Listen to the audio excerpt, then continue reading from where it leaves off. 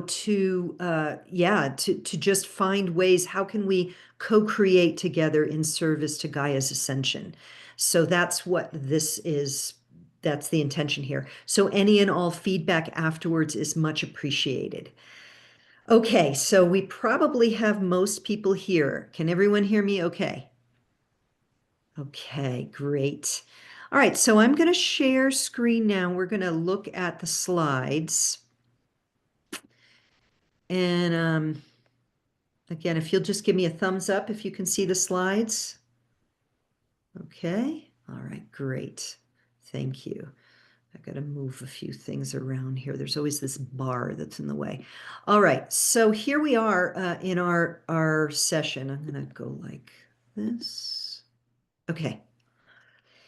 Um, Let me just preamble this by saying if something, later on, we're going to unmute ourselves as we do the journey. But at the beginning of this, if there's something going on with the slides or you have questions, you're going to have to unmute yourself because I've made the bar with all our pictures really small so that I could see the screen and what I'm doing here. So just unmute yourself if there's something that, hey, Dawn, I can't see that, or what is that, or whatever, just let me know. Okay, so here we go. Our theme today is under the auspices of what I'm calling Gridwork Asia, because some of you may know that as I travel in Southeast Asia, I sort of quietly and meditatively go about doing clearing of the lands and the energies.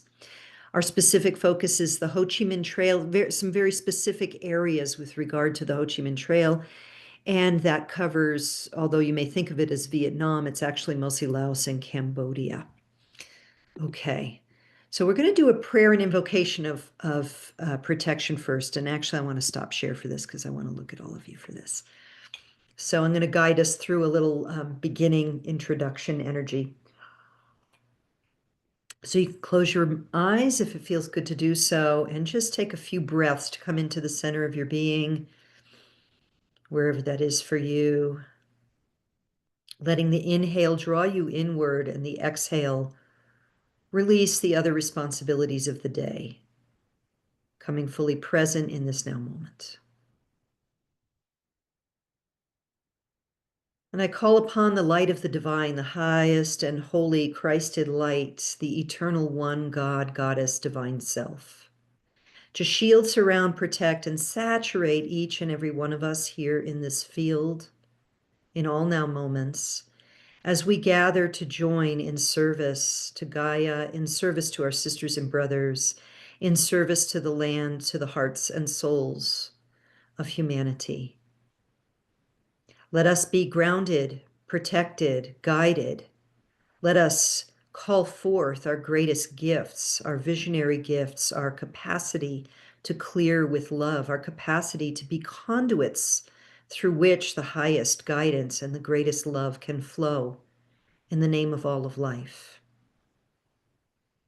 And now I invite each of you to take a moment to call upon your guides, angels, allies, your team to support you in this journey, in this work, in this mission of healing and clearing.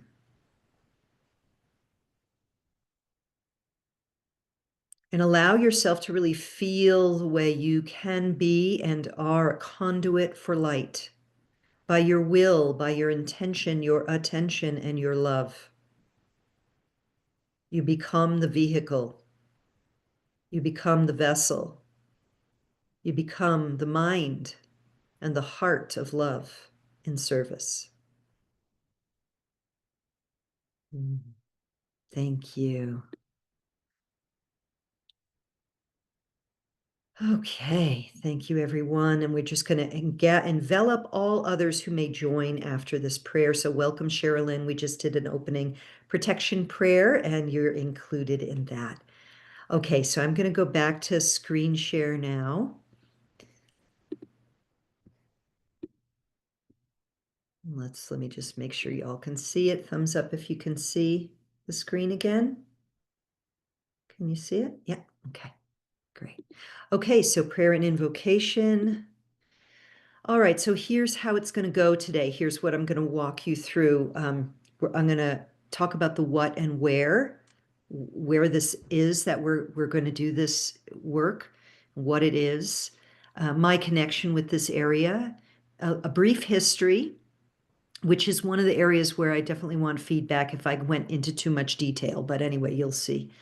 And then, clarifying what our intention is for this grid work session, and then the clearing itself. And if we have time at the end, we can share.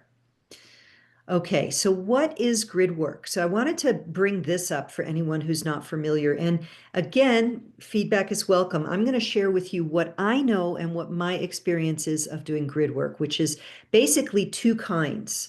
There's a clearing type, which is what we're going to do today, and an activating type, which for those of you who've been to my retreats in Thailand, here in New Mexico, or in Egypt, we did activating Stargate openings. So, for example, Beverly in Egypt, when we were at the Osirian in the long room with the sky goddess Nut, and we did that whole opening of a gateway. That's an activating or a gateway or a gate opening.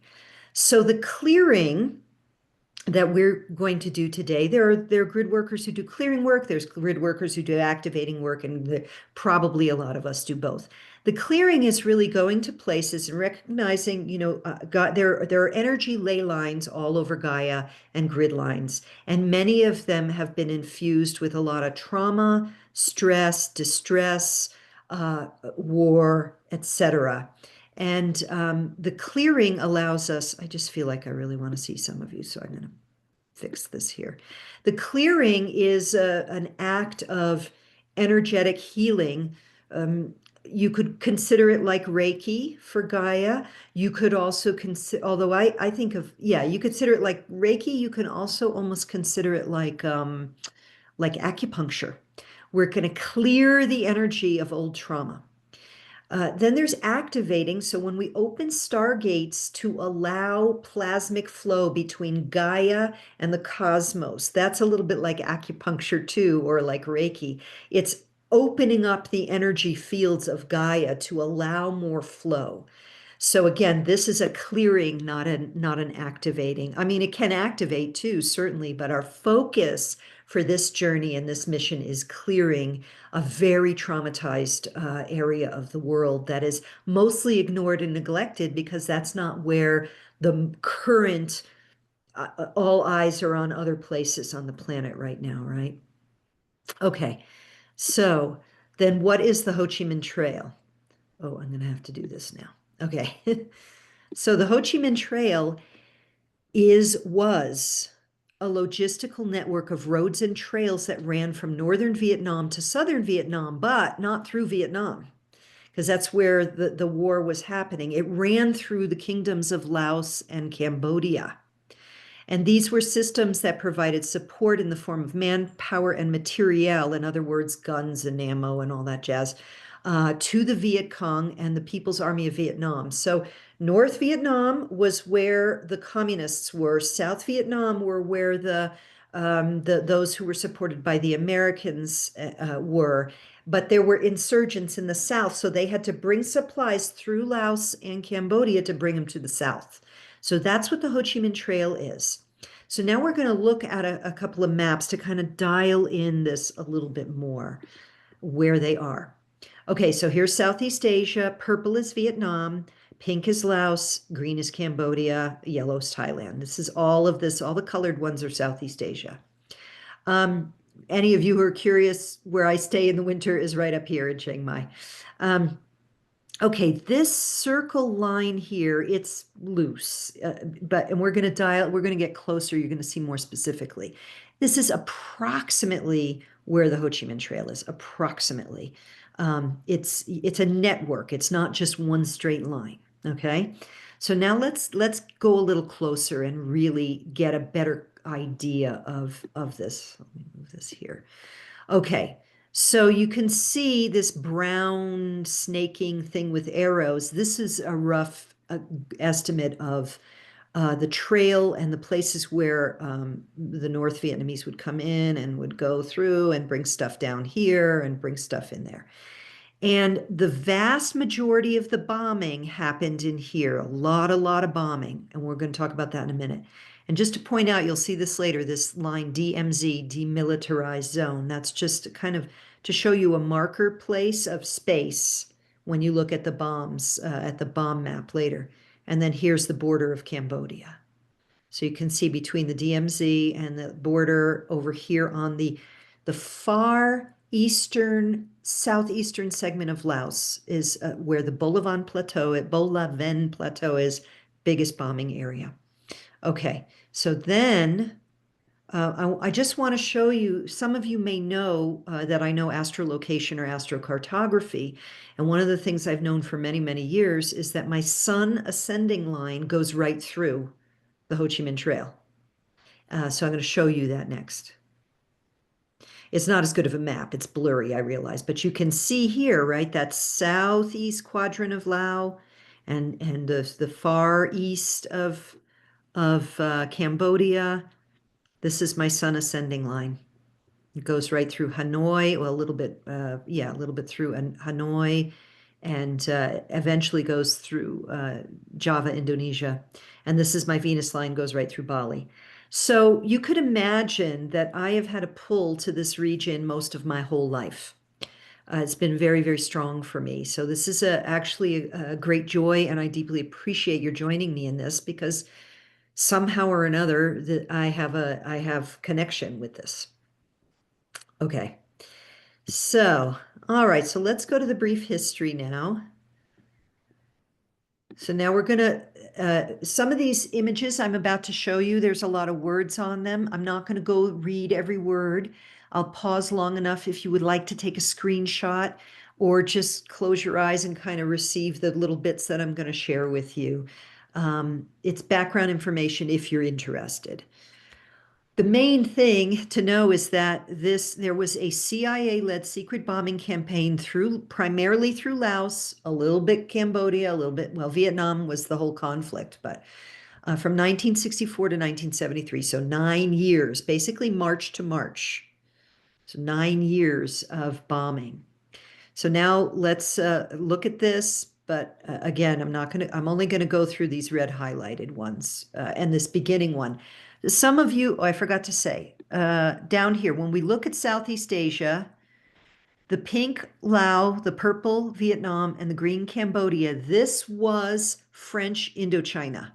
For any of you who know your history or Indochine, this was during the colonial era, those three countries were colonized by France. Myanmar over here, and of course India and Bangladesh was part of India back then, were colonized by England, by the British, and Malaysia down here as well. Thailand was always independent. That's a whole nother story. I'm not going to get into it, but just so you know, the important significance here, the preamble to this whole conflict was the French trying to maintain control, and eventually at the Geneva Accords, they had to withdraw. And there was a lot of concern about communism in the Western world. So 1955, US is starting to bring in support. The Americans didn't know about it, probably. It wasn't really there. The escalation occurs for a number of years. And it's 1964 when the Americans really came in after an alleged attack in the Gulf of Tonkin, or there were two, and the second one apparently was not true. Anyway, again, backstory, if this is an area of passion and interest for you, you can research it. But then, so we go through from 64 down to 73 when the US finally withdraws and there's a ceasefire. So then again, this just a little bit reiterates it a bit more, showing you the start and end dates. So 9 years. There was 9 years of a covert aerial bombing of Laos. We didn't know about it. It was the Ho Chi Minh Trail, and it was a secret war, and there was never acknowledged by the US government. So the American people didn't even know about it, at least not that I'm aware of. I was born in 65, so I was a child. I wouldn't have registered it anyway, but. Okay, so now here, just a few notable facts that I want to share in red. More than 2.5 million tons of bombs were dropped on Laos and the Ho Chi Minh Trail over these 9 years. That is more than the total tonnage dropped by the USA in all of the war theaters of World War II. Now, okay, we were in World War II for 4.5 years, and this was 9 years, but still, it's a very small concentrated area, and it's the equivalent of one bombing mission every 8 minutes, 24/7 for 9 years. Then up to 30% of those bombs failed, and these were cluster bombs. So a big tube drops, it opens up, and lots of little bomblets go and they sprinkle everywhere. 30% of them did not detonate, and they're called UXOs, or unexploded ordinances. And this is, I'm sharing this with you because this is our work today. This is where we want to bring energy, because this has been a great trauma to the people to this day. Okay, and again, I'm pausing long enough. If you want to take screenshots, you can, but I want to move on now to more visuals. Okay, so here's the map, more of a topographic map here. And you can see I've made 3 funky red circles in my wobbly finger on the mouse pad here. Up here in the top at this place called the Plain of Jars. And I'm going to explain all of these to you. And then over here, the Bolivan Plateau, which we've already gone through, this is the main Ho Chi Minh Trail segment. It's also, again, this is where my sun ascending line, well, ascending goes through. And then down here, the Mekong Delta, which was one of the primary battlegrounds in Vietnam where a lot of lives were lost. So if you think about all these bombs, every 8 minutes, 24/7 for 9 years, how on earth did people survive at all? How did people even live through this? Some of you probably already know, caves. So this picture and the next picture are actually from the Chu Chi Caves down in the flatlands of the Mekong Delta area, the kind of actually over to the east of that near Saigon, or what's now called Ho Chi Minh City. In Laos, there were more mountains. So there were some of these kind of cave networks, but a lot of them went into mountains rather than straight down in the ground. But this gives you the concept here of how they lived. There were children born in caves who had the first 9 years, 8 years, 7 years of their lives in caves. Doug and I, when we traveled in northern Laos, we had a driver who remembers, told stories about in the daytime going out and work in the fields, and then you hear the air raid or the airplanes coming, and they'd go into caves and hide. They had everything there. They had medical, they had sleep, they had school, they had lights, they had everything in there. So here's another map. And then I want to show you kind of what the landscape looks like, because it's really breathtaking and beautiful. So here's one picture of, this is a very typical kind of northern Lao beauteous landscape with these karst limestone rock cliffs that can be very porous and a lot of caves. So easy for people to make caves. Doug and I actually went in a cave in a landscape very similar to this, where some people would hide out when the aerial bombing would come over. Another image of caves and homes, and there are like cave entrances in here. And again, closer up of cave entrances. And then a little close up of an inside of a cave. I don't know, I guess they had electricity in there too. I didn't go that far into it. But I just wanted to show you these images to give you more of a feel for those of you who are visual, or so you can kind of sense the energies, the quality of what it a little bit what it might have been like. Okay. All right, so I want to talk a little bit more about the UXO stats today, the unexploded ordnance stats today. Up to 80 million cluster bomblets. Remember, I said those, but they would drop many of these big tubes. They'd open up and little bomblets would spread everywhere. So up to 80 million have failed to detonate, with less than 1% cleared to date. So in summary, this last segment here, the UXO threat around the Ho Chi Minh Trail remains significant. While official and NGO clearance efforts continue, extensive swaths of countryside, fields, rural paths, and riverbanks are still dangerous, and people still get hands and feet and faces blown off because a farmer wants to dig or light a little fire outside. It gets cold also in parts in the winter time there, in some places, especially in the north. Or little children are playing and they see something colorful and they pick it up and it explodes. So this is still going on today. Of course, the Lao people are more educated now, and the Cambodians. So the kids they don't do that so much anymore. And there are a lot of efforts, and I'll share some resources with you at the end. But it is an issue. Okay. So this just, again, if you want to take a screenshot, Vietnam and Cambodia still have UXO problems as well, but not nearly as bad as Laos. Okay, so let's everybody just take a breath. I know that's a lot of heady information, so let's come back into present moment awareness, knowing that all time is now, and that we have the power with our heart, our intention, our love, to emanate into the field collectively a kind of salve or a waves of light that can offer something more to the field collectively and to this area of Gaia specifically. And if your eyes are closed, you can open them. Our intention here is to clear these lands of stored trauma. Think about it, these things, this has been going on since 1964.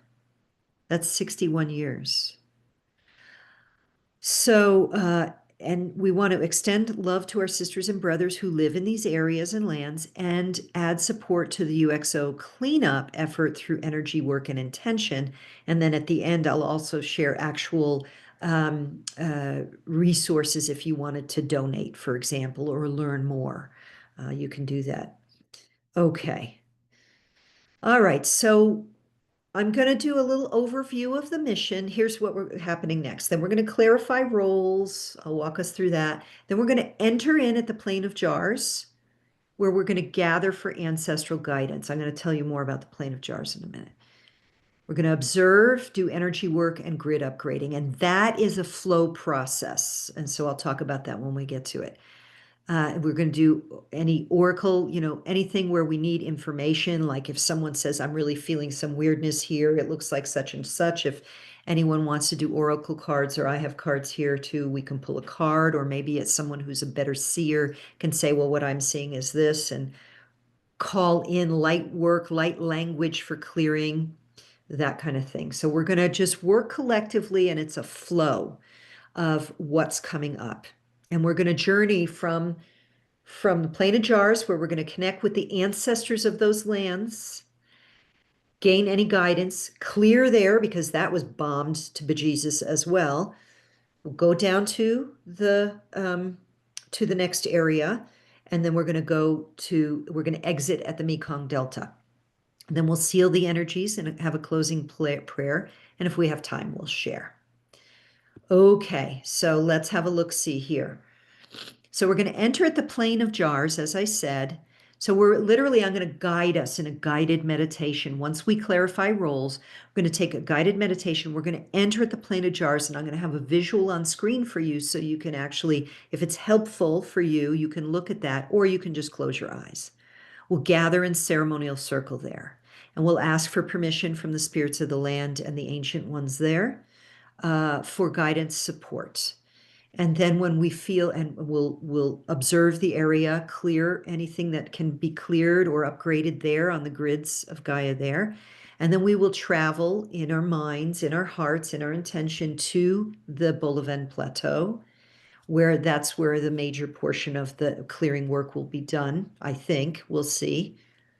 And then we will go to the Mekong Delta, which kind of needs its own work. We'll see what we want to do there, but mostly it's to go there, clear the energy a little bit, and then exit and come back into this time-space reality. Okay, so now let's look at these three locations more specifically so you get a better feel of them before we begin. Here's an image of the plain of jars. I've got three images, three or four images for you. Three images, including the one that was behind me, by the way, when I got on screen.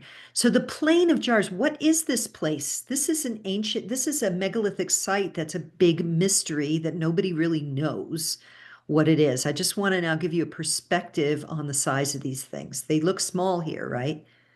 This is what the jars are like. They're different sizes, but this is okay. This is an Asian woman. She's probably not super tall, but she's a full-grown woman. This is, you can see, give you a sense of what these are. So the Plain of Jars is a megalithic archaeological landscape in Laos, or Laos as we say, but they say Lao over there. And there are many of them. There's like 90 different sites or something, and three of them or four of them are available for tourists. It's enormous. It's almost unfathomable how large the area is overall, these different segments. It consists of thousands of stone jars scattered around the upland valleys and the lower foothills of the central plains of the Jiangquang Plateau. And it's believed to date back to the Iron Age, circa 500 BCE to 500 CE. We don't know what they were for. Was it to hold, there's speculations from things like they were wine jars for when the giants walked the earth, to they were burial sites, they were burial mounds, but there's so many of them. We literally just don't know. I have in journeying, going on a shamanic type journey. I've gone to the Plain of Jars. I haven't physically gone there yet, and I immediately connected with. I went into a space similar to this background image here, where I immediately started connecting with ancient ones there who were showing me where to go when I was making. I was going to go there, and I didn't go yet. So that's why I want to enter here. This place was also bombed. It was the first place that the U.S. that Johnson started doing the bombing, called Operation Barrel Roll. And when that wasn't getting rid of the Lao communists, the Pathet Lao, that's when they moved over to the Bolivan Plateau. So a lot of bombing went on here too. That's why there's, of all these areas, there's only three, I think, maybe four places where you could go as a tourist, and you have to stay on the paths because of the UXOs. Okay, so again, a visual there. So we're going to enter there, and then we're going to, I'll guide us through, and then we're going to go to the Bolivan Plateau. Here's one image. I got a couple more to show you. Just the landscapes of this part of the world, to me, are extraordinarily beautiful. Check these out. Many waterfalls. Look at these waterfalls. So again, the Bolivan Plateau, you can see there's a little person over here. They've opened it up some now, they've done some bomb clearing, but you have to stay on trails, but it's just a beautiful area. Okay, so the next thing, let's just take another breath, because the next image is going to show you a visual of the bombing of the Bolivan Plateau, kind of a map of all the bombs. So you could see there's the demilitarized zone, here's the Cambodian border, and here is a visual of the quantity to give us a bit of a sense of just what was going on there. Okay. Just making sure you're staying connected with your breath if this is hard for you. Again, I thank you for being here and joining us. So then we're going to end at the Mekong Delta. We're going to exit at what they call the Nine Dragons, because if you look down here at the red at the bottom left, you can see all these little fingerlets. So the Great Mekong River, which starts from way up in China, way up in the Himalayas, actually comes down, down, down, down, down. And then it opens up into this delta, this amazing delta that is really the heartbeat and the life force and the food basket of Vietnam, certainly, and to some degree the region. And it was crucial battleground during the Vietnam War and had intense fighting between Viet Cong forces and the US military. And any of you who are close to my age, you may have heard those words, maybe like somewhere way back as your parents, or perhaps you, or as a teenager. We have a range of people here age-wise can remember these words, because it was on the news every single night of my life for the first 8 years of my life. And so for many of you, it would have been too. So when we get to the Mekong Delta, I think it's a good idea for just us to just get a sense. Do we feel like we've done what we need to do right now? We could come back and do this another time because it's not so much the bombing energetic here. This is not the Ho Chi Minh Trail. This is the war zone. This is the real like jungle warfare battle stuff. And it feels almost like it needs its own mission. All right, so now the roles. So I'm gonna talk about these, and then I'm gonna stop share for a moment, and we're gonna make sure everyone feels like they have a role that they can do. But let me preamble this by saying that you might find once we're in the journey that you've said, I'm going to be a field holder, and you're seeing things, or you're feeling called to clear energy by lighting incense or doing light language or whatever. So it's not, you don't have to be fixed in a role, is what I want to say. I just want to define these so that we have a sense of a team effort here. We're not just going in to remote view. We're not just going in to visualize. We actually want to be in sacred service here. So seers and oracles. Seers, you know who you are. You see things. You're in a meditative state. You feel, you see, you know. All of us have this to some degree or another, some of us more than others. Oracles can sometimes, like I said, it may be that we feel called to pull a card. I'm feeling something, I don't know what it is, I want to pull a card. So anyone can do that. You can speak up at any time. Energy clearers are exactly that. When we see something, we might be like, wow, I feel this energy of this big dark cloud. And so we'll all see and feel into it. And then I may call, or someone else may call for an energy clearer. Jen, if you want to do light language at that point, or if someone else has something where they're feeling like I'm moving things with a giant feather fan or whatever, I'm moving the energy or whatever you feel comes up, you can clear, or we can clear. One person may lead it though and say, let's everyone, see in our own way a release of spirits, or I'm just giving examples here. Field holders we're all field holders, really. We are here, but some of you, if you don't feel anything else, you just keep anchoring that light. You keep breathing into the heart. You keep holding the field of light and protection for all of us.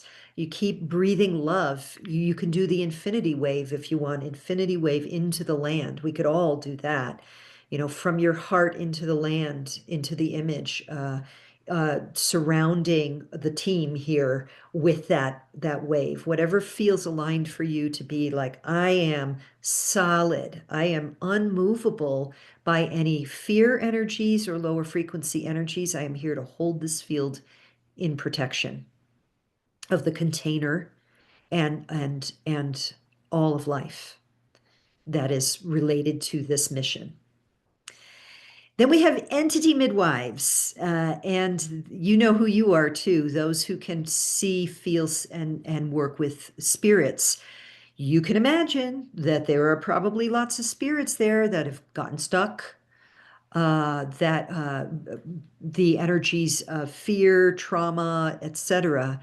So if anyone feels entities, if you have fear, speak it out loud, or if you feel or sense something, speak it out loud. And we have at least one person, Paula, who's willing to do entity midwifery. So she can step in if you don't feel how to guide that spirit to the divine light, to their source, to be liberated from the area, liberated from the land. And then there's the guide, which is me. I'm just guiding us through this.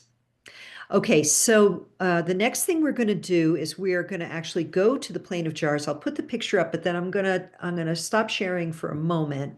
So we're going to gather here in this grassy area in between the jars and under these trees. But first, let's connect with each other now, because I've just downloaded a lot of information. So I want to first just check in. So everybody, I just invite you to take a breath here. And I just want to check in if you have questions, if you have confusion, if you have anything that's coming up for you, emotional charge, anything at all, you can just unmute yourself and go. If there's any lack of clarity of our plan here. Okay. All right. Dawn, Yes. Dawn, I just feel a deep sadness and I want to call the grandmothers and Yes. cast a net of light Thank you. Okay, so let's do that. When would you want to do it right now, or do you want to do it when we go to the plane? when we go to the plane. Yeah. Okay, great. Thank you. Thank you. All right. So I'll guide us there. We'll gather in circle, and then I'll invite you to call in the grandmothers, and then I will to cast the net of light, and then I will call in the spirits of the land. Thank you. Oh, Yeah, there you are. I share something real quick. Yes. So before we started, I pulled two cards to guide us as we begin, and Shailing Master, be graceful in movement and action. Let So me I really feel, hold on a sec. I'm going to put you on speaker view so we can get a bigger Shaolin Master. Ah. so I'm really feeling that we need to come in with grace and ease, not with push that hard masculine, but that softer going around. And then star ancestor, follow your voice, which I feel like is what we need to really activate as we're going through this. So even if you're muted and saying and sharing what you're thinking and clearing. So I just wanted to share that because that was really strong as we were starting. And I pulled cards for what is possible in the end, but I want to share that later and or I can share it now. Thank you. This is great. Well, I think, once we go in, we're going to all be unmuted unless it gets really echoey. But even then, it's better because we need to know if someone's seeing something, like hear it and know it right then.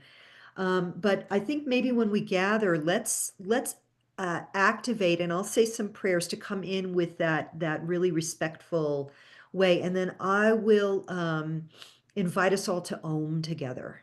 So we activate the throat chakra. Does that feel aligned? Yeah. That feels aligned. Or you can actually, once we gather in circle, if you want to call us in and guide the Om, that'd be great. We'll do 3 ohms. Does that feel good? I love it. Okay. Okay. Thank you. Anyone else? Okay. Okay, so who does anyone know that your gift is seer or oracle? Well, we already have some oracle cards here. I have some cards. Anybody feel called to serve in that I capacity? can if Okay. we need to. Yep, I have you here. Great. Thank you. Energy clearers. Let me go to gallery view so I can see everyone again. So Jen and Bora, great. Okay. Anyone else? Oh, Alia. Okay. Who else? Beverly. Anyone else raise their hand? Janita. Awesome. Okay. Did I miss anyone? Okay. Field holders. Doug, Stephanie, Mary. Okay. Sherilyn. And entity midwives. Paula. Anyone else?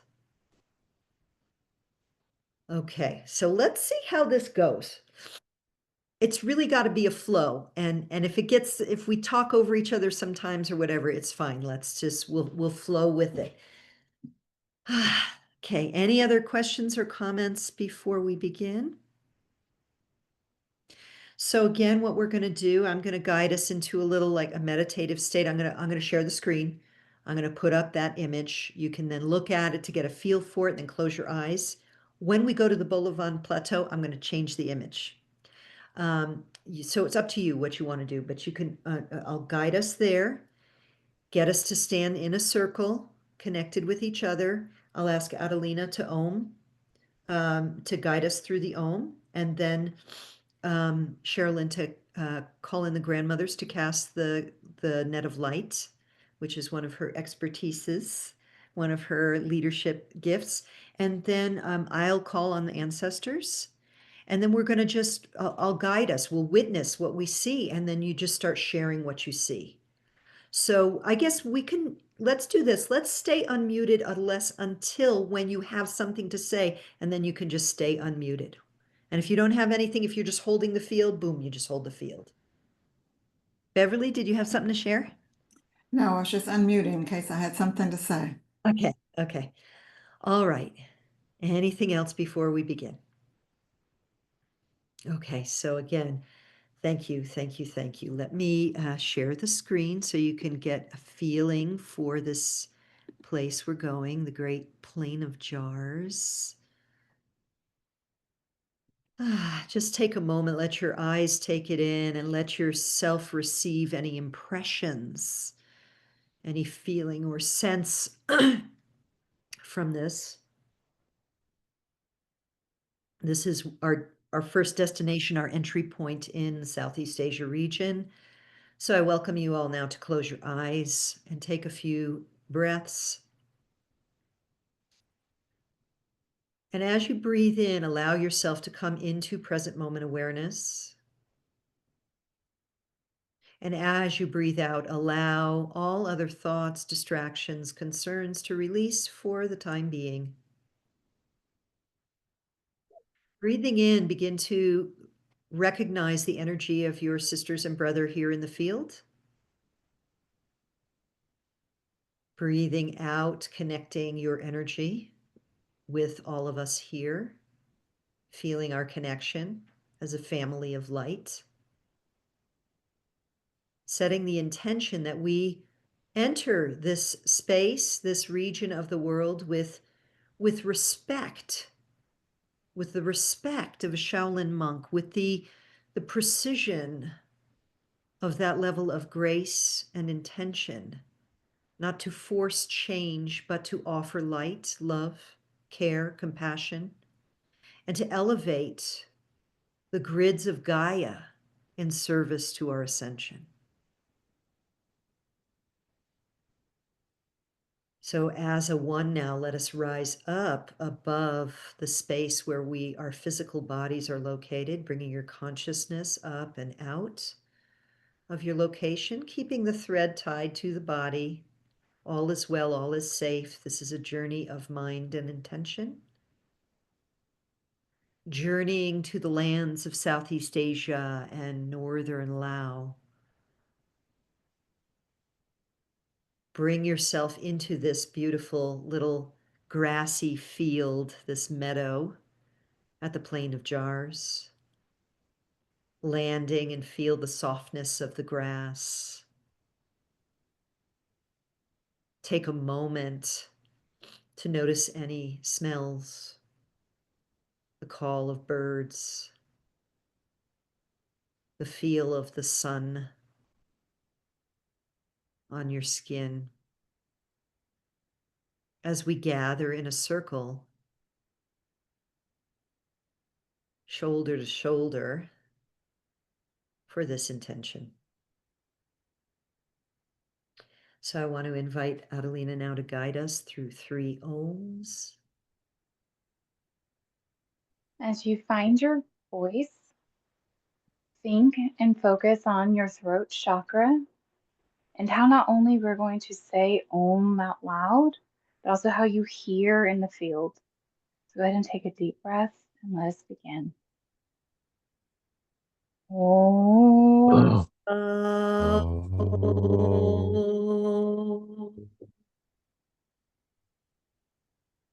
Om.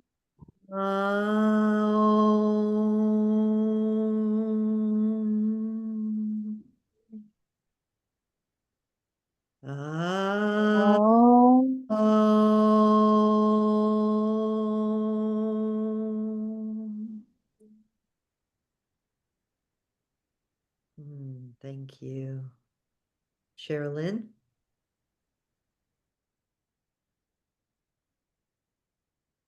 As we stand here in circle, drop down into your heart. Feel the energy of your heart beating. And feel our circle surrounded by that of the grandmothers. We call in the council of the grandmothers. They are here to assist us and to guide us and to just support us in this mission. And the tool that we use, that the grandmothers have gifted us with, is to cast the net of light from our hearts. Feel the love that is in your heart move down your left arm all the way to your fingertips, and reach out that arm. As you do, visualize a net, a matrix, and reach into that matrix to the very spot that is just yours alone. And as you do that, and as your heart beats, with every heartbeat, the love that is in your heart is sent into the net. And as it is sent into the net, it travels throughout the net. That net now is cast around the entire world. But we highlight specifically this area today that we are working for. And we see that the net might be a little tattered in those places. And let us send our love there so that we can mend that net in that place. So that we can also mend the hearts of the people who have passed and those who are still there. We continue to keep that net around that area, and we continue to send our love. And the grandmothers are holding it with us. Thank you, grandmothers. Thank you for being with us today. Thank you. Thank you, Sherilyn. I feel the grandmothers. Thank you, grandmothers. Ooh, feels tingly and supportive. And from this place of holding this beautiful net of light, supported and held by the ancient grandmothers, the council of the wise ones, I now, with respect, call upon the spirits, the ancient spirits of the lands, of the plain of jars, and the entire area we will be dealing with today. Ancestors, with respect, we come to offer our light, our love, and our capacity as light workers to repair the net, to upgrade the grids, to support Gaia, and to support the spirits, the souls of our sisters and brothers of these lands. And so I ask on behalf of this group, this mission, for any guidance you would offer us for how we might proceed with the utmost respect for the integrity and sovereignty of the peoples of these lands, of the spirits of these lands, and the cultures of these lands. What would you have us know? And so let us take a moment now and just be in receptivity. And as things come up, if anything comes up, just speak it aloud.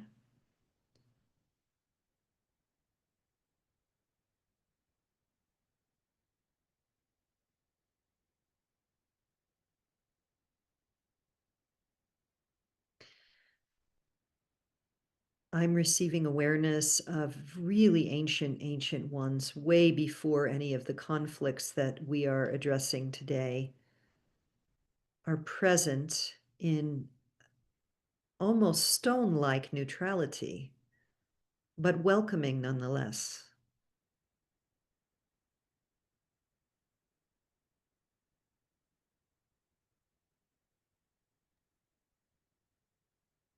I am sensing the terror that those experienced during that time, but I'm also holding my arms open wide with neutrality, welcoming them with love, holding them in my heart. Mm.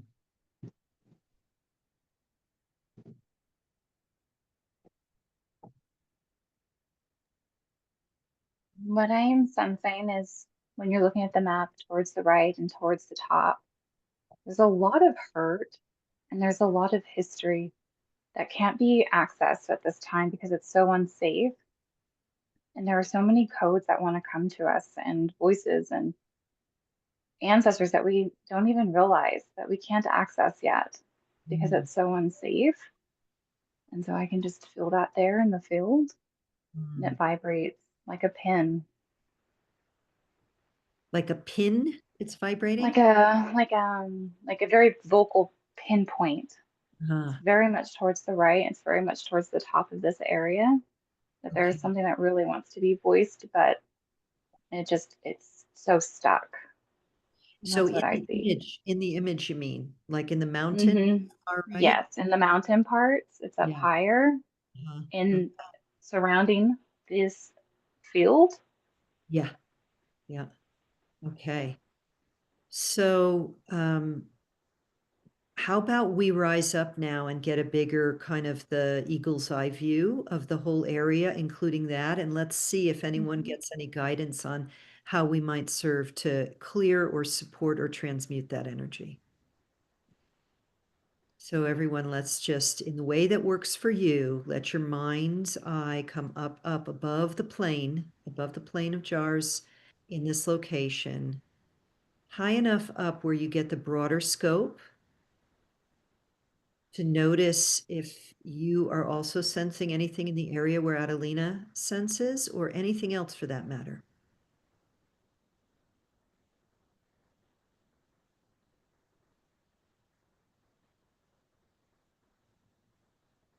And I want to put the question into the field now for us and for any beings associated with this energy. How might we serve to clear, support, and upgrade or transmute these energies? What is needed here? What is called for? When holding the energy of this field of dreams, we can picture that we are all in spirit rising above this battleground, quite literally.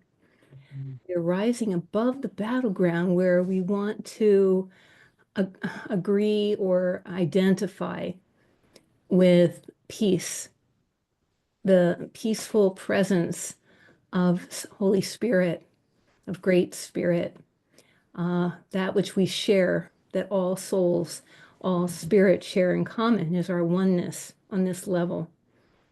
So we welcome all entities to join in this light, this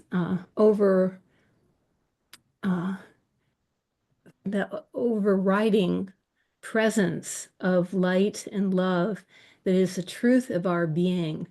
So we ask to lift up all the souls that are present, and we want everyone to feel belonged, that everyone belongs here, that we're all in this together.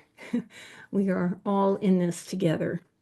And so for help, we are asking for the help from Great Spirit to allow each soul to go towards the light and towards the loved ones that are there to guide them, to look in the light for the love of guidance to take you to your proper place.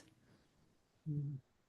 And so we ask that we turn to love instead of fear. We turn to love and light, which is the truth of our being, that we all may be healed together. So this is the holding the frequency of the field, of seeing us all being healed, all being lifted into the light of spirit together, and all rising to our proper place. Mm.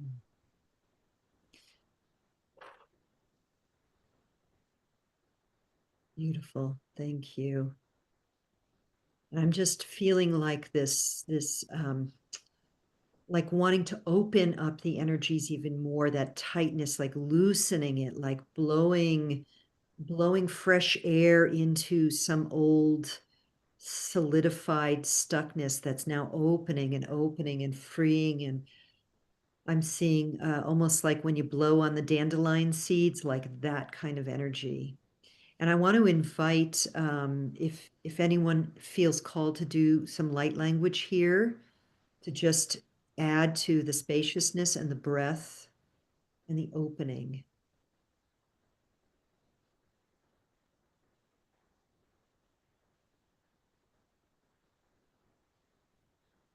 Jen or anyone else feel to do that? There, she's unmuted. Thank you. I'm hearing that we are coming together with joy to infuse this area with joy and gratitude. That the past is no more. It is all now. We are in a golden era of a new world, a new earth, where there is peace and harmony and oneness, unity consciousness. So let us come forth with joy, with happiness. Mm-hmm. That is the message. Beautiful. Thank you.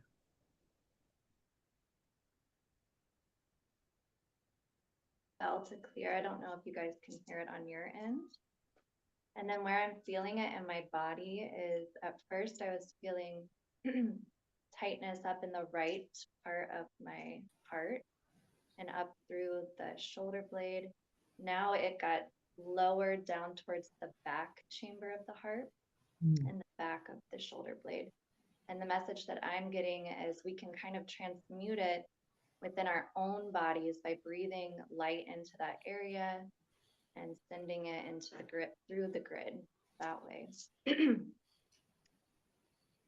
So just take some deep breath into your heart all the way towards the back, lower right chamber of the heart.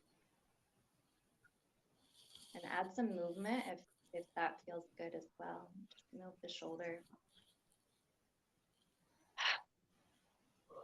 Rakatai shnana kitiata ora kiki ataya hushna hushna hushna hushna. Breathe the light codes into your own body and then out into the grid. Rakataya shna ai rakatnaya shurtaria hushna karapai arnaya. The star mothers are supporting this. Akutaraya hushanakai hushnakanai ratakataya ratakatai.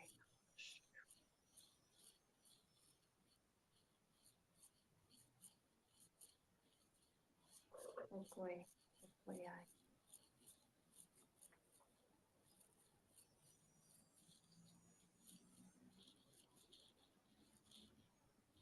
Yanama ikiata ai hushna kataria.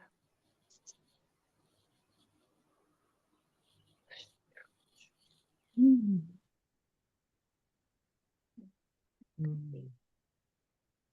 Thank you. Ooh. I am sensing and experiencing downloading on the right side an intelligence, a collective intelligence that sees the light that we are generating in this now and is confirming that, how do I say this, that all of these clusters with our awareness, bringing light into these clustered areas, that they have also been doing this work as well, and that they are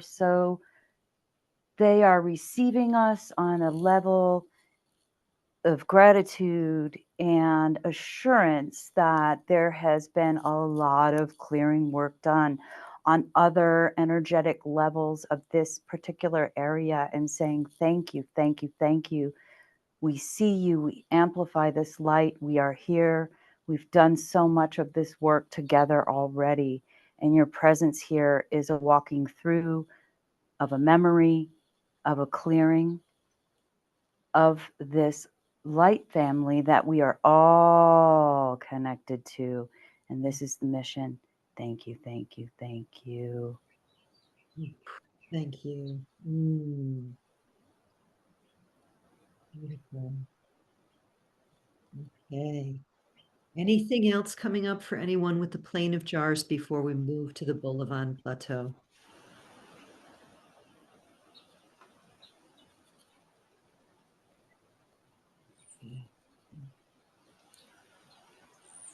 Get that image up. Dawn, Okay. Yes. I've been pulling cards along the way, and I just got one that's significantly, I don't know, calling me to speak into it. It's stability from the Earth Spirit, basically to really go as deeply as you can into the roots of the past, to reflect on it wherever that feels safe and comfortable for you, and to honor what happened there in a way that we don't rationally can understand in our minds and our hearts, but there must have been some reason for all of this. Mm. And of course, it seems unreal and traumatic and chaos and all of that.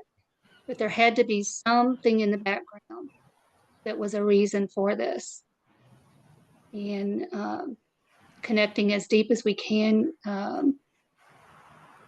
allowing the waters to move us, to flow with our next step in this journey, the next place we are to swim with it, flow with it, so that it is for the highest and best for those that are still lingering there, and that it be held also in honor and Beautiful. respect Thank you. from a place of feeling very stable with it. Yeah. Yeah, It's meant to stability. be, this is meant for us to do this. Mm. Thank you. Beautiful. Oh, okay, so really feeling that centeredness, that groundedness of that we're meant to do this. And connecting also with the roots of the trees. You know, the trees are magnificent in Southeast Asia. They're monstrous. They're just extraordinary beings, as they are all over Gaia, of course. So let us now move from the Plain of Jars, which was not nearly as heavily populated or as bombed as where we move now to the Bolivan Plateau. We move over here to this place of some waterfalls and just connecting in now with that southernmost east quadrant of the country of Laos, right at the border of Vietnam and Cambodia. And let us just above the battlefield, above the history, above the lands, even in this now moment, just observe from the higher perspective anything that we notice. Notice where you might be called to, or if you feel to actually come down and land somewhere on the shore, maybe on that left side of the waterfalls there, or some other area that calls you in this general area. And taking a few moments to connect in with this area, just begin to share as in if and as things arise for you. I'm tearing up, so I know that water is a symbol of emotions. So there's a lot of tears that have been shed, a lot of emotion that has come in this area. And I drew a card, and it was Joan of Arc, voice of truth, to release the fear of persecution. Oh, So this is what I'm feeling now. thank you for that, Beverly. So what's coming to mind now, I'm connecting with the Lao people whom I have known some of. And, you know, the generations, the way generations hold trauma, even if they don't have conscious memory. And we have seen this in Cambodia as well. I've been to these countries over the course of 3 decades and seeing how the younger generations are happier.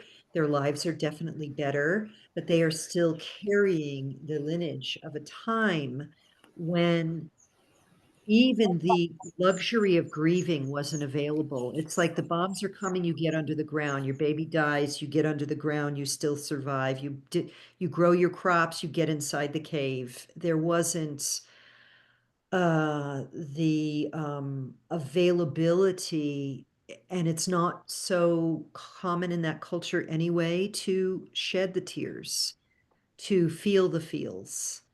So there's something coming in here around the people and the lineage and releasing the unshed tears from the family lines.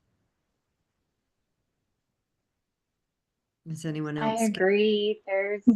I'm actually crying. I can feel it. When we first came in, there's a lot of grief because there wasn't time to grieve, Yeah. or the grief of the souls is what I feel when whole families were lost. There's no one left to remember them. And Oh, so that grief is very, very heavy. The ones that we don't even know we lost because they're all gone. And that deep sorrow for what happened, and even those who took part in it feeling guilty or shameful for following orders. I feel that a lot. So there's a lot of tears, um, and just sorrow that I feel coming through the line. And I just kind of see faces, mm, um, last moments, mm, lots of fear, of course, that I'm picking up on. It's a very tough wall of emotion that is just stuck in this place and space. And it's rooted into the ground with all the bodies that have been lost. mm, And so it feels like the earth itself, not just the events, but into the deep parts of Mother Earth need clearing. And that's what she's asking for, mm. is to sanctify and make sacred this graveyard that Oh, isn't necessarily known as a graveyard. right.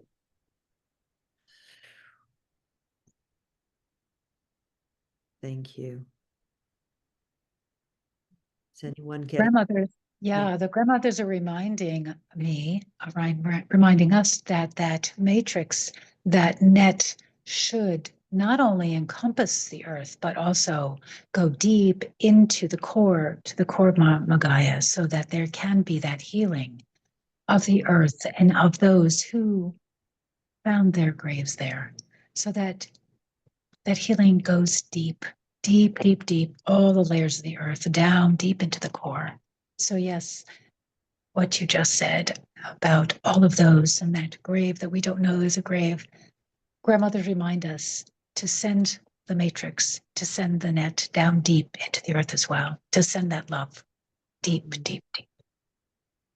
Yeah, I see it sinking in and glistening in luminous light to assist again this sense of loosening what has been bound tightly, what has been blocked, just the light loosening, blessing, sanctifying. I'm sensing so many souls. I'm sensing so many souls right now. So many.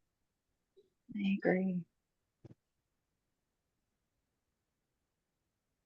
But I'm also sensing love too, because I think that what we're doing here is there's the anger, there's the grief, and there's the terror, and there's the sorrow. But I think there's also a gratitude, a gratefulness, and a love that I'm sensing as well.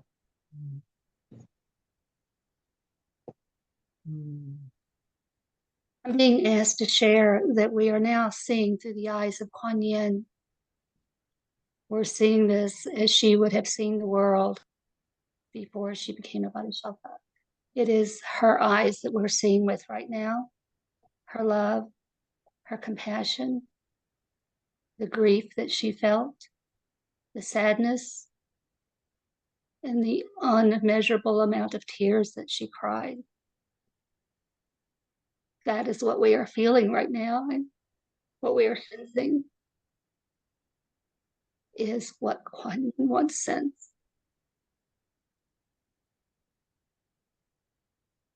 Letting our tears be the tears of purification, the tears of release for any souls who have been attaching still to that space, for the family lines that had no one to grieve them, for the losses of children and mothers and fathers and brothers and sisters, aunties, uncles,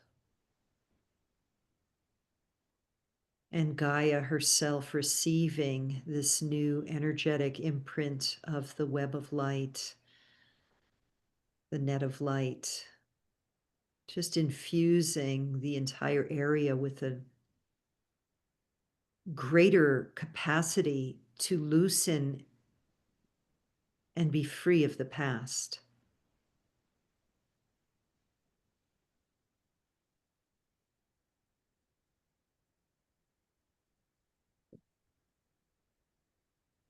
Is anyone else seeing, perceiving, being called to an area, being guided?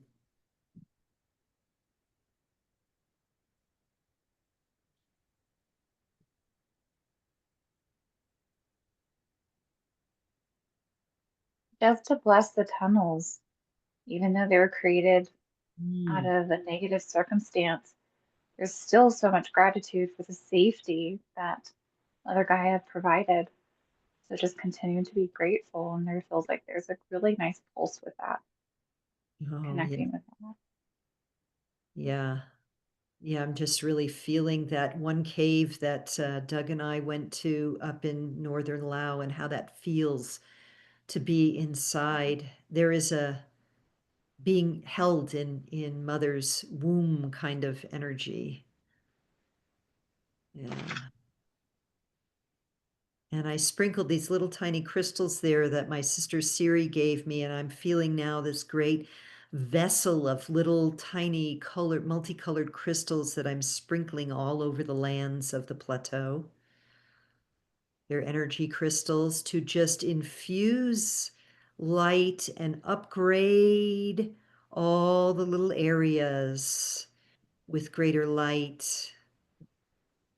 And I'm even seeing now, like, these little crystals are, it's like they're showing where the little bombs, that the unexploded ordinances still are, so that there's fewer people who accidentally um, plow them, step on them, whatever. Just somehow like revealing them, like when a black light, when you turn on a purple flashlight and you can see things that glow in the dark, almost like that, like scattering these light infused, highly charged crystals to support the clearing of the lands at the 3D level.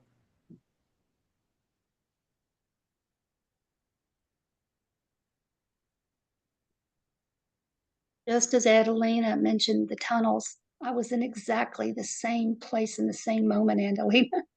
Mm. Exactly. What I was sensing, and I believe it's because when Erlen was talking about the net, and the term finding neutrality became present, I was very aware that that neutrality is a combination of the blue, the red, which makes purple, makes the color of violet, and that it is the violet flame. I could see it moving through the tunnels and through the whole entire trail, um,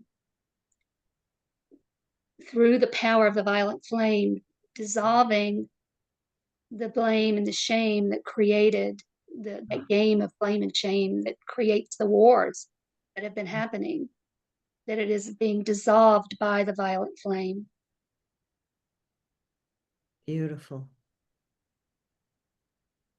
Wow. Mm. I'm seeing with our powerful eyes and all of our powerful eyes bringing this light to this specific area is this incredible awareness that's opening this portal for this compassion that is being received. And it's really being received by the deep layers of Gaia. Mm. And I'm seeing that receptivity from Gaia of our awareness as we beam our light hearts through down into these areas.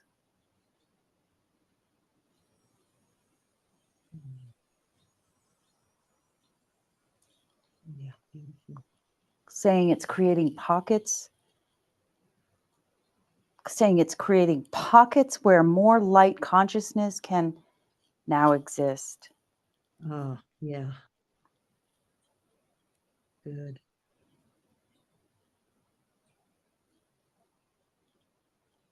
And there are so many pockets, you know, that the limestone, that there's so much limestone rock in this part of the world, and it's full of pockets, actually. So I love this. They don't have to be caves for safety from danger anymore. We're filling all of these pathways and little pockets and big ones and rooms and with the light of our love, our respectful intention to really reclaim these lands for the people of these lands and for Gaia herself, upgrading the grid, supporting the new Earth grid for ascension that supports the peoples who live there, allowing them to live in their sovereignty and peace in a way that's aligned for them.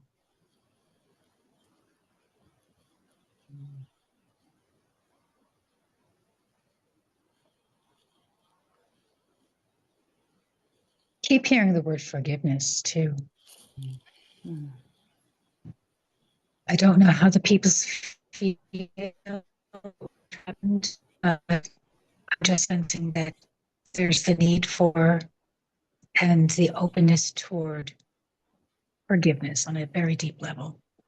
Yeah. Would anyone like to lead us through maybe 3 Ho'oponoponos for the Bolivan Plateau?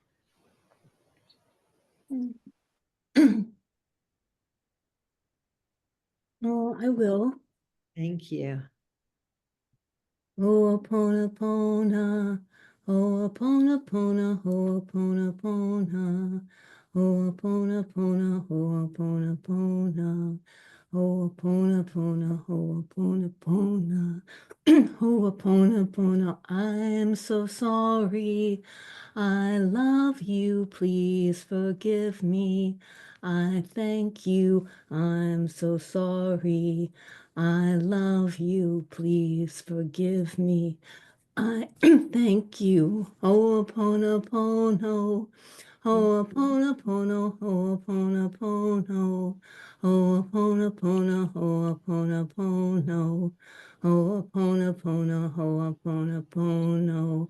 Ho'oponopono. I am so sorry. I love you. Please forgive me. I thank you. I'm so sorry. I love you. Please forgive me. I thank you. Oh, beautiful. Thank you, Mary. I never heard that as a song before. That's gorgeous. Oh, just let's let that sweetness just emanate through the entire plain, the whole plateau. I would like to add something to that. Mhm. If we could, each of us, vision the net that Sherilyn has called forth, as if it is collaborating with the violet flame. Mm. I am the violet flame. I am forgiveness acting here, casting out all doubt and fear, setting Ho Chi Minh free with wings of peace and victory. I'm calling in full angelic power for forgiveness in every soul, in every hour, to all life in this place, we flood forth forgiving grace. Mm. With highest gratitude, we call forth the wings of light that guides these souls home where they shine bright. We thank the Archangel Michael for his protection and his guidance. We thank Kuan Yin for her love and her compassion. We thank the sky dancers, the divas and the dekanas that are well known in this part of the world and believed to be the same as what we believe to be as archangels. Mm. We thank you for your guidance. We thank you for your service of light. We are open to the heart of our Christ consciousness to know that we are guided just as these souls are guided back into the light as they return home from which they came. And so it is. Thank you. And so it is. Ooh. Anything else coming up for anyone here? Before we move on, I'm getting the message for all of us to just bless the waters so Yes. that the waters can really anchor that crystalline plasmic light energy and then just bless the land and help just reinforce the gridding that we've just been doing. So everyone just visionize the waters as platinum sparkling light, calling on the water spirit and the elementals. Yanakashnias naratiata koya koya kaya kapra nonono ai urata lukutesh.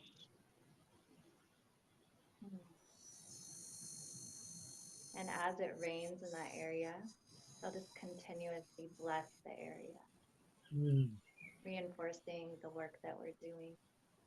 It's multidimensional. It is so. Thank you. And it's rainy season there now, so blessed be. Blessed be.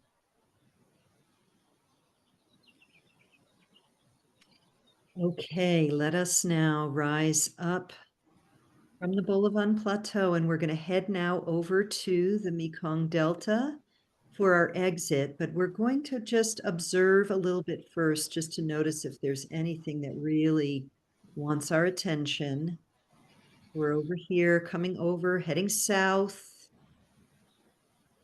at the pace that works for you until you can feel yourself down there in the, would be the south and west of where we just were. Mostly south, south by southwest. And just take a moment here to notice if there's anything before we exit. We're already at an hour and a half. So this might be its own grid session, but I also feel like if there's something really obvious, let's address it.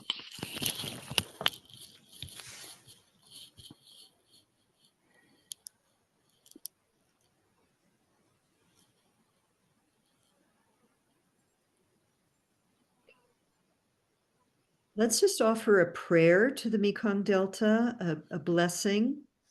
Does anyone feel called to offer a blessing or a prayer? Something coming in for you? You just speak up. I'll pause for a moment. If not, I'll see what comes through.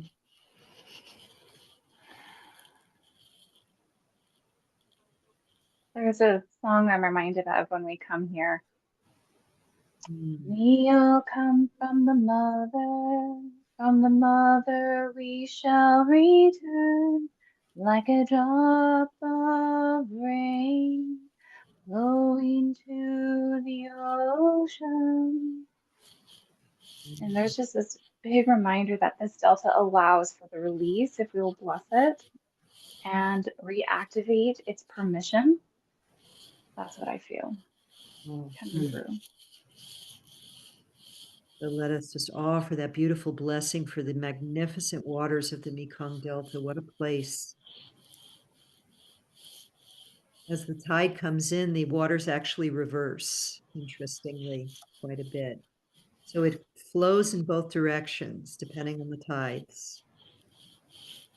Just allow yourself to offer a silent or loud prayer of blessing and gratitude for these great waters, this great mother river of our planet. As she enters the South China Sea,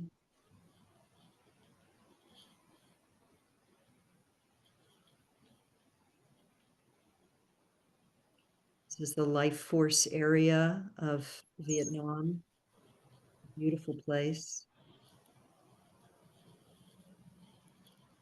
Blessings, blessings. And I'm feeling also called to allow that the grandmother's net of light to, again, just like we did before, let that net sink down into the waters and into the earth. There's so much light that will benefit this area. Just letting that light emanate through the waters, through the earth beneath the waters, and the lands and the islands, all amidst these waters. Blessing any souls, releasing any souls, releasing what can be released in this now moment with the light, our love.